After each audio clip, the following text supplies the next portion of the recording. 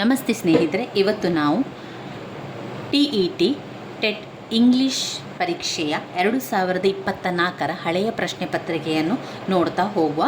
ಹಳೆಯ ಪ್ರಶ್ನೆ ಪತ್ರಿಕೆ 2024ರ ಇಂಗ್ಲೀಷ್ ಪೇಪರ್ 2 ಅಲ್ಲಿ ಬಂದಿರುವಂಥದ್ದು. ಹಾಗೆ ಸೆಕೆಂಡ್ ಲ್ಯಾಂಗ್ವೇಜ್ ಆಗಿರುವಂಥ ಇಂಗ್ಲೀಷನ್ನು ಇವತ್ತು ನೋಡುವ. ಹಳೆಯ ಪ್ರಶ್ನೆ ಪತ್ರಿಕೆಯ ಎಲ್ಲ ಉತ್ತರವನ್ನು ಯಾವ ರೀತಿ ಬಂದಿದೆ ಅಂತ ನೋಡ್ತಾ ಹೋಗುವ. ಮೊದಲಿಗೆ ಇದರಲ್ಲಿ ಕನ್ನಡದ ಹಾಗೆ ಮೊದಲಿಗೆ ಗದ್ಯ ಕೊಡ್ತಾರೆ. ನಂತರ ಅದರ 1ರಿಂದ 31ರಿಂದ 38ರ ತನಕ ಅದರ ಪ್ರಶ್ನೆಗಳನ್ನೇ ಕೊಡ್ತಾರೆ. ಅದಾದ ನಂತರ ಬರುವಂಥದ್ದು ಪದ್ಯದ ಸಾಲಲ್ಲಿ ಹಾಗೆ ಅದೇ ರೀತಿ ಕನ್ನಡದಲ್ಲಿ ಕೂಡ ಇಂಗ್ಲೀಷ್ನಲ್ಲಿ ಒಂದೇ ರೀತಿಯಲ್ಲಿ ಇರುವಂಥದ್ದು. ಮೊದಲಿಗೆ ಗದ್ಯವನ್ನು ಕೊಡುವಂಥದ್ದು. ನಾವು ಗದ್ಯವನ್ನು ಸಂಪೂರ್ಣವಾಗಿ ಓದುವುದಕ್ಕಿಂತ ಮುಂಚೆ ನೀವು ಪ್ರಶ್ನೆಯನ್ನು ನೋಡ್ಕೊಳ್ಬೇಕು. ಇದನ್ನು ನೀವು ಸ್ವಲ್ಪ ಯಾವ ರೀತಿ ಪ್ರಶ್ನೆಗೆ ಮಾಡ್ಕೊಳ್ಬೋದು ಅಂತ ನೀವು ತಿಳ್ಕೊಳ್ಳಿ.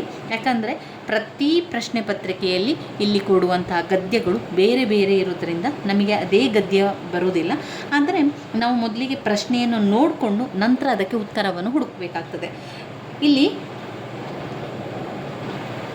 A peculiar task was offered to Ranga when he was sitting near the market fountain that was ಅಂತ ಕೇಳಿದ್ದಾರೆ. ಇಲ್ಲಿ ನಾವು ಹುಡುಕಬೇಕು. ಅಂದರೆ ಮಾರ್ಕೆಟ್ ಫೌಂಟೇನ್ ಅಂತ ಎಲ್ಲಿದೆ ಅಂತ ನೋಡ್ಕೊಳ್ಳಿ. ಆ ಒಂದು ಸಾಲುಗಳಲ್ಲಿ ಉತ್ತರಗಳು ಹಾಗೇ ಇರ್ತದೆ ನೋಡಿ.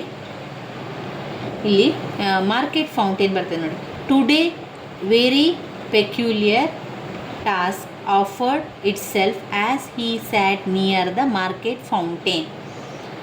ಅಲ್ಲಿ ಟುಡೇ ಅಲ್ಲಿಂದ ಮಾರ್ಕೆಟ್ ಫೌಂಟೇನ್ ಬರ್ತದೆ. ಅಲ್ಲಿಂದ ಏನು ಬರ್ತದೆ ಅಂದರೆ a servant from the bungalow in the extension was going round with the searching look in his eyes. He explained our brass pot has fallen into the well. Do you know anything who can get in the well and bring it out? ಇಲ್ಲೇನು ಕೇಳಿದ್ದಾರೆ ಅಂತ ಹೇಳಿದರೆ, ಏನು ಅವರಿಗೆ ಆ ದಿವಸ task ಇತ್ತು ರಂಗನಿಗೆ, ಯಾಕೆ ಅವರು ಫೌಂಟೇನ್ನ ಬಳಿಗೆ ಹೋಗಿ ಕೂತ್ಕೊಳ್ತಾರೆ ನಿಯರ್ ದ ಮಾರ್ಕೆಟ್ ಫೌಂಟೇನ್ ಅಂತ ಕೇಳಿದ್ದಾರೆ.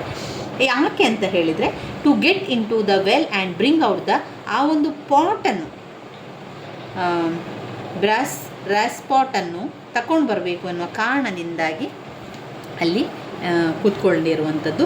The first condition of Ranga for the job offer was, ರಂಗನಿಗೆ ಇರುವಂಥ ಒಂದು ಜಾಬ್ ಆಫರ್ ಅಂದರೆ he want to see the well first. ಅವರು ಏನು ಹೇಳ್ತಾರೆ ಅಂದರೆ, ನಾನು ಮೊದಲು ಆ ಒಂದು ವೆಲ್ಲನ್ನು ನೋಡಬೇಕು. Know anything who can get in to the well and bring it out. What will they pay for it. ಆಮೇಲೆ ಅವ್ರು ಹೇಳುವಂಥದ್ದು, ನಾನು ಮೊದಲು ಆ ಒಂದು ಬಾವಿಯನ್ನು ನೋಡ್ಕೊಳ್ಬೇಕು ಎನ್ನುವಂಥದ್ದು. ಈ ರೀತಿಯ ಪ್ರಶ್ನೆ ಉತ್ತರಗಳನ್ನು ನಾವು ಅದರಲ್ಲಿ ಹುಡುಕ್ಕೊಳ್ಬೇಕಾಗ್ತದೆ. ಯಾಕಂದರೆ ಅಲ್ಲಿ ಗದ್ಯಗಳು ಯಾವಾಗ ಗದ್ಯ ಮತ್ತು ಪದ್ಯವನ್ನು ಕೊಡ್ತಾರೆ ಅಂತ ನಮಗೆ ಗೊತ್ತಾಗೋದಿಲ್ಲ. ನಾವು ಅದನ್ನು ನೋಡ್ಕೊಳ್ಬೇಕು. ನಂತರ ಪದ್ಯವನ್ನು ಕೊಟ್ಟಿದ್ದಾರೆ ನೋಡಿ. ಪದ್ಯ ಕೂಡ ಹಾಗೆ 39ರಿಂದ ಪ್ರಶ್ನೆ 45ರ ತನಕ ಪದ್ಯದಲ್ಲಿರುವಂತಹ ಒಂದು ಉತ್ತರವನ್ನು ನಾವು ಬರಿಬೇಕಾಗ್ತದೆ. ಅದರಲ್ಲಿರುವಂಥದ್ದು ಯಾವ ರೀತಿ ಇದೆ ಅಂತ ಹೇಳಿ. ಇಲ್ಲಿ ಸ್ಪೀಕರ್ ಅಂತ ಹೇಳಿದರೆ ಕವಿಯನ್ನು ಸ್ಪೀಕರ್ ಅಂತ ಹೇಳುವಂಥದ್ದು. What was the question the speaker as to mother when they grew old in the initial lines. Why did you name us Neil ಅಂತ. ಇದೆಲ್ಲ ಕೂಡ ಆ ಒಂದು ಪ್ರಶ್ನೆಯಿಂದ ಬರುವಂಥದ್ದು. ಇಲ್ಲಿ 45ರ ತನಕ ಗದ್ಯವನ್ನು ಹುಡುಕಿ ನಾವು ಬರಿಬೇಕಾಗ್ತದೆ. ಇನ್ನು ಬರುವಂಥದ್ದು ಬೋಧನಾಶಾಸ್ತ್ರ ಮತ್ತು ವ್ಯಾಕರಣಕ್ಕೆ ಸಂಬಂಧಪಟ್ಟಂಥದ್ದು. Choose the correct word from of the sentence ಅಂತ ಕೇಳಿದ್ದಾರೆ. The window was open and a bird dash into room ಕಡೆಗೆ ಹೋಯಿತು. ಒಂದು ವಿಂಡೋ ವಾಸ್ ಓಪನ್, ಯಾವಾಗ ವಿಂಡೋ ಓಪನ್ ಆಗ್ತದೆ ಆಗ ಬರ್ಡ್ ಹಾರಿ ಹೋಗ್ತದೆ. ಹಾರಿತು, flew in to the room ಅಂತ ಹೇಳುವಂಥದ್ದು. ಅದೆಲ್ಲ ವಾಕ್ಯಗಳ ಸಮೇತ ನಾವು ನೋಡಿಕೊಂಡು ಬರಿಬೇಕಾಗ್ತದೆ.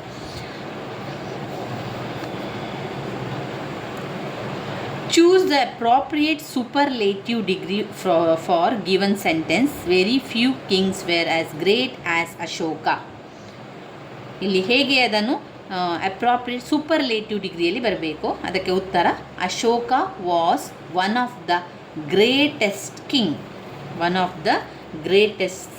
ಕಿಂಗ್ ಸೂಪರ್ಲೇಟಿವ್ ಡಿಗ್ರಿಯಲ್ಲಿ ಬರಬೇಕು. ಮತ್ತೊಂದು ಸಿಂಪಲ್, ಈಗ ಅಂದರೆ ಜಾಸ್ತಿ ಅವರನ್ನು ಗ್ರೇಟೆಸ್ಟ್ ಅಂತ ತಿಳಿಸುವಂಥದ್ದು. Ashoka was one of the greatest king. Read the given sentence and identify the suitable reporter speech. Can I help you with your homework? said my mother. ಇಲ್ಲಿ ಉತ್ತರ ಬಂದುಬಿಟ್ಟು ನಾಲ್ಕನೇದು, my mother asked me whether she could help me with my homework.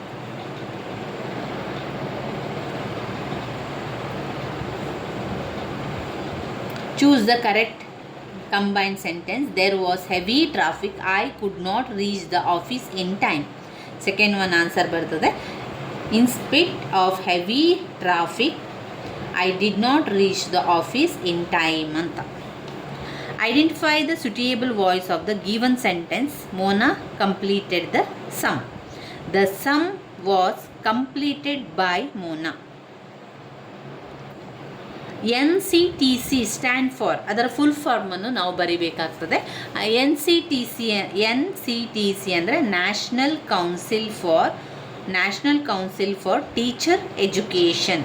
National council for teacher education ಎನ್ನುವಂಥದ್ದು. The second tongue of all the teachers in general and right hand of language. ಅಂದರೆ ಒಬ್ಬ ಟೀಚರಿಗೆ second hand ಆಗಿರುವಂಥದ್ದು chalk board.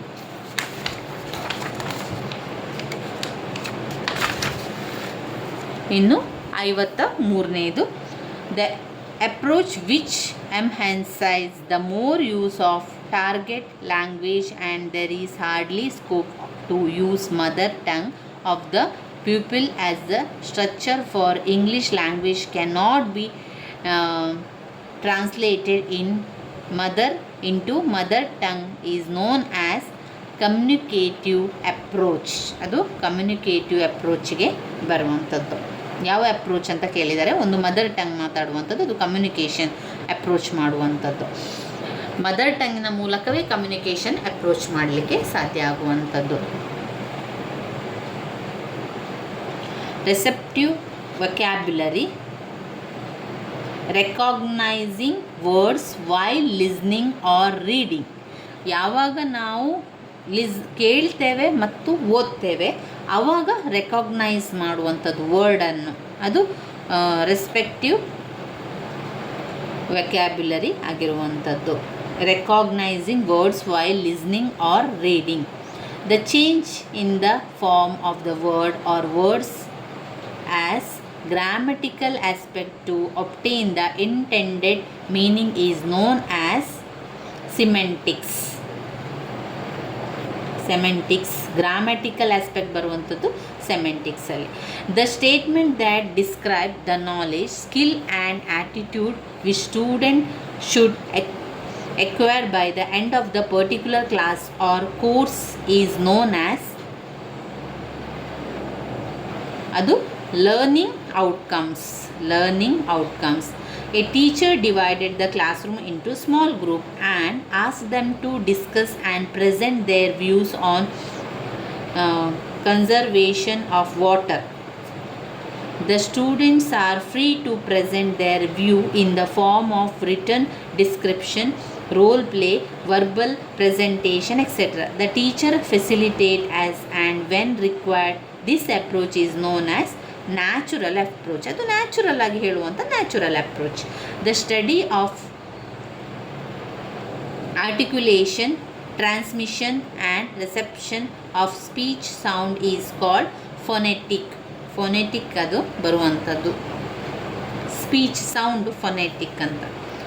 The teacher first present as object book. The teacher hold a book in his hand and show in to the whole class and say, book, this is your book, my book is red, your book is blue. This is an example for sentence method.